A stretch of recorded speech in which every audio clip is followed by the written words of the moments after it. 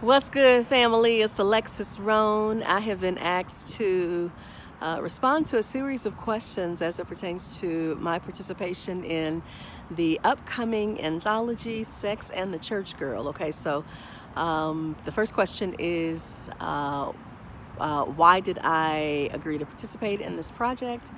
And my response to that is like, are you kidding? Is that a real question? My first book is called Premature Pleasures. My second, Secret Shame. My third, Backseats and Bleachers, a High School Love Story. And my fourth, Cover the Coup. So when you ask me, like, why did I participate in Sex and the Church Girl? And I'm thinking, how on earth was I not going to participate in that? That's all up in my wheelhouse. And I so appreciate the opportunity that is, just feel like there's a rich conversation that's happening right now, with regards to people ready for an unfiltered truth about sex, sexuality, and women of faith. And so, yeah, it was a no-brainer for me to participate in this one. Absolutely. Second question is, what was it hard for me to participate in this project, and or what was the most difficult part in participating? And for me, it wasn't hard at all, not at all. And the reason why it was not hard is because I have done a lot of the legwork, dismantling guilt and shame concerning sex and sexuality. And my history with sex and sexuality, I've done a lot of the legwork in terms of dismantling guilt and shame from that space. And so it was, again, my privilege to be able to say, hey, here's what happened, here's where I've been, and just kind of take it from there. So yeah, this was not a difficult thing. I have read good books written by amazing people of faith who have a great understanding of like how to take the lived reality and the scriptures and to not divorce one from the other. And then to wrestle with that. And then, for some people to be like, I don't know. Having the humility to be able to just admit, I don't know. But this is what the scripture says. This is where we've been or where we are. And, for us to wrestle in that space and to sit uncomfortably in what we don't know. And, to trust that our authenticity about where we've been and what we don't know and what we do know can come across clearly. So yeah, I've done that legwork. I've had spiritual directors, or I have a spiritual director, and I have, I've met with therapists, and again, read good books. So I feel, yeah, this wasn't a hard thing at all for me to participate in. The third and final question is, what do I hope the reader will take from this? And wow.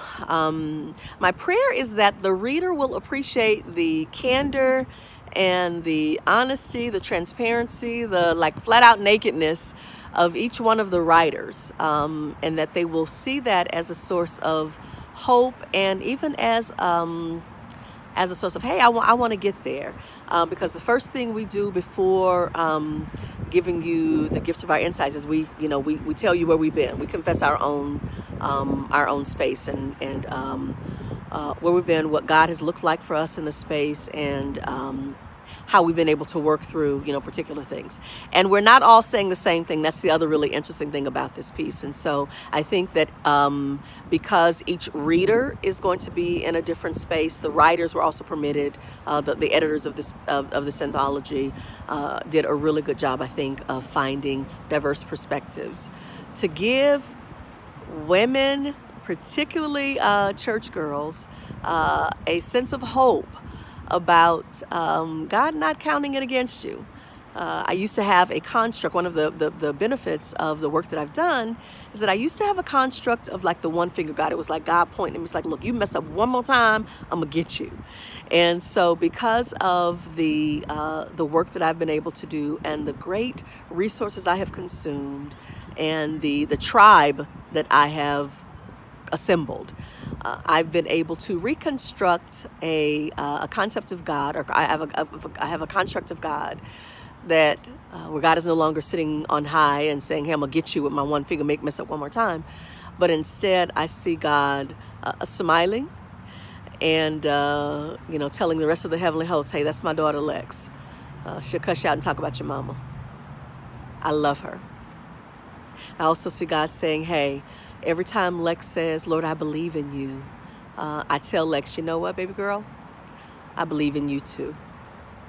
And I believe that aspiration of my prayer is that would be the reality for the readers, that they would get a really new and a better construct of who God is concerning sex, sexuality, and who they are as a woman of faith, and that they would no longer be shackled by shame, but that they would trust that they would fall more deeply in love with themselves and have a deeper connection and a more loving and affirming narrative of what God says to them about who they are in every space at every turn.